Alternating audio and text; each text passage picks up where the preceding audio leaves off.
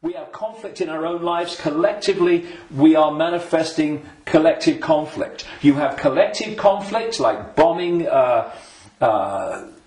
Libya and Iraq and what have you, and the global conflicts. Those collective conflicts then impact on the individual that reacts to them with a lot more emotional, based emotional response. So everything is connected to everything else. Everything's impacting on everything else. Now, those behind this manipulation of human society, they know that. And they have been playing humans like a violin for so long. And this is why, not the only reason, but this is why they created human religions in this part of why, because there were many whys for that, and why they created human science, which is, I call it Stone Age science. It's song sheet science. It's not science. It's just a bogus explanation for reality, so we don't see the real one. This is why the nature of reality is hardly, if any time, discussed in schools or education in general. And you know, I travel around the world. I've been to 50-odd countries, many of them many times. I've seen the streams of television channels, not least places like America. You're going through the zapper button, and there's channels after channels after channels. I have never seen one that was asking the question with an open mind: who are we? Where are we? What is reality? Now that is ludicrous. I mean, we have a situation where probably the vast majority of people go through a lifetime, until they come to the end of their lives and they're thinking, you know, where do you go? Who don't even think about, who am I? You know, you say to them, who are you? Oh, I'm Charlie Jones. I drive a bus. And they'll tell you your family history, they'll tell you their life history and all that stuff. That's not them, that's their experience. And human self-identity identifies who we are, self, with our experience, with our name, with our job. Who are you? I'm a banker. No, that's your experience, it's not who you are. And so, when you lose touch with who you are, and you lose connection to the true self beyond the program, then what's left is for the program to run and dominate our sense of reality. Our sense of reality becomes our point of observation by which we judge everything, and the emotional reaction from which our judgment and response to events comes. And it's a closed, ever repeating cycle. And unless we break it, then this will go on.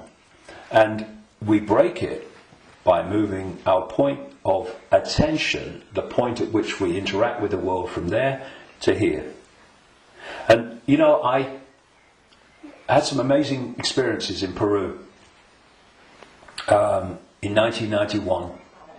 Amazing experiences which changed my life and all the rest of it. And I went back to Peru with a group of people from all over the world in April 2012.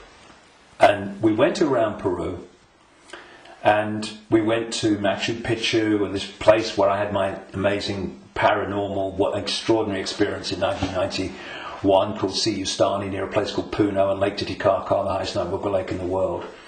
And this group, all of us, were going around these places, and what these places were heart places. Mm-hmm. When you went there, you interacted with them from here.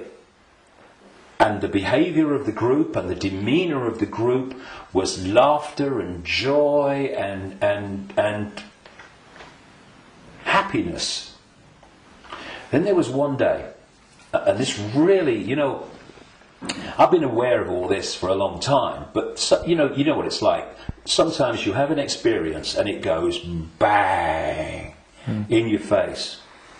And there was one day towards the end of the trip where we went to a place called Kiwanaku, just over the border in Bolivia. It's an ancient site, very famous ancient site if you look at the history and accounts of South America. And if anyone thinks that human awareness, human emotion, human demeanour does not impact upon the energy field that we're all interacting with, they should cross the border between Peru and Bolivia at this place where we did. You walked across a bridge across a river, and one side was Peru and the other side was Bolivia. So once you crossed into Bolivia, whoa, doom, You're right? back. So it took ages to get through the border guards, just for a tourist group who's going to be in the country for about 3 hours. They'd all just come back from a hospital, apparently, where they'd had a sense of humour bypass. And we headed to this Kiwanaku, going through in a 40-minute drive through a police checkpoint and a military checkpoint. You know, I mean, if anyone says that he's predicting that Bolivia is going to be a police state, well, you're too late, mate. Anyway, we get there. And it was horrible, Kiwanaku. It was big time here, right?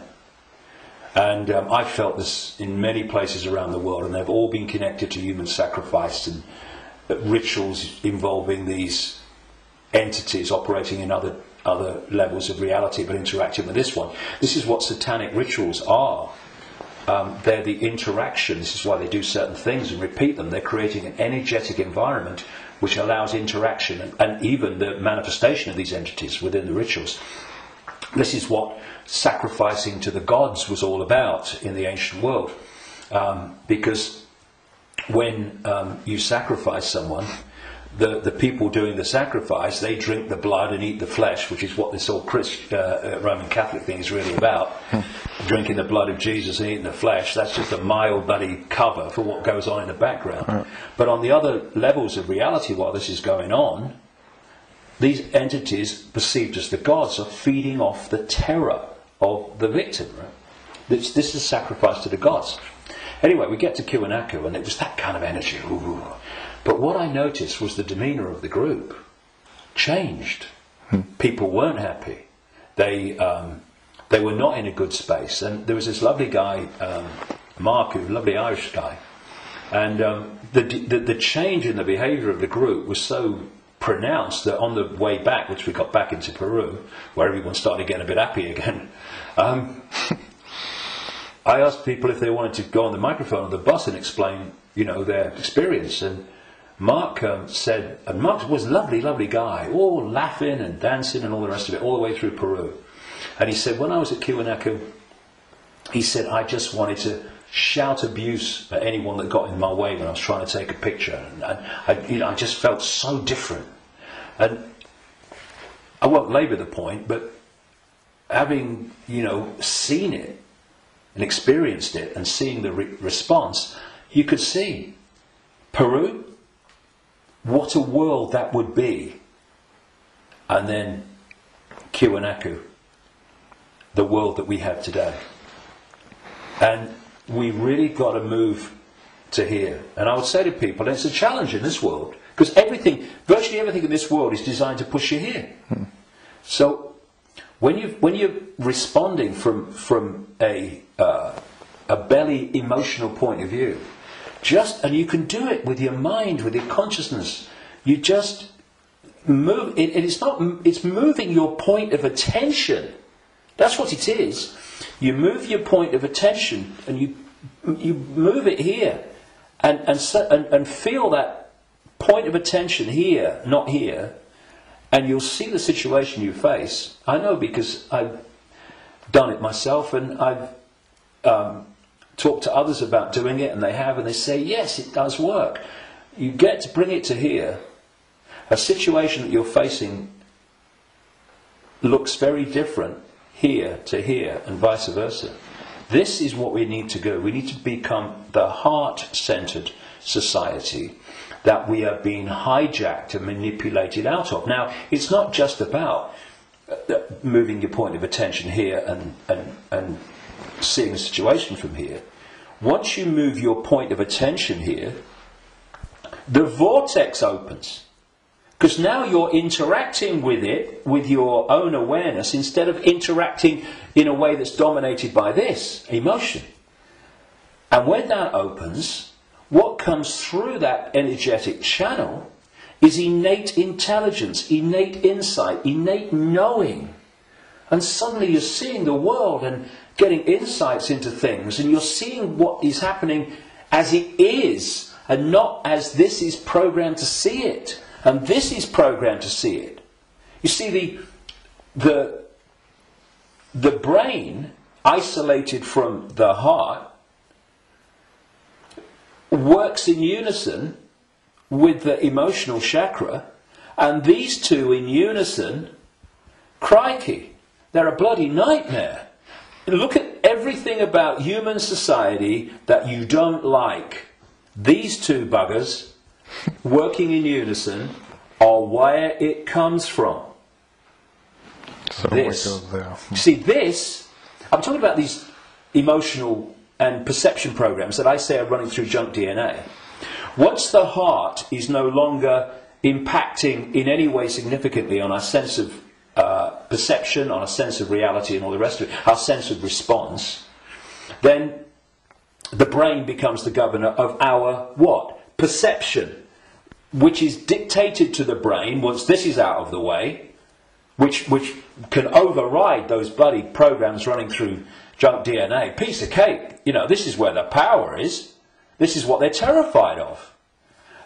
So once that's closed down, this is what's done by the program and the way society is structured, then this becomes the governor of perception. And what it is doing, it is decoding as a sense of perception the perception programs running through junk DNA.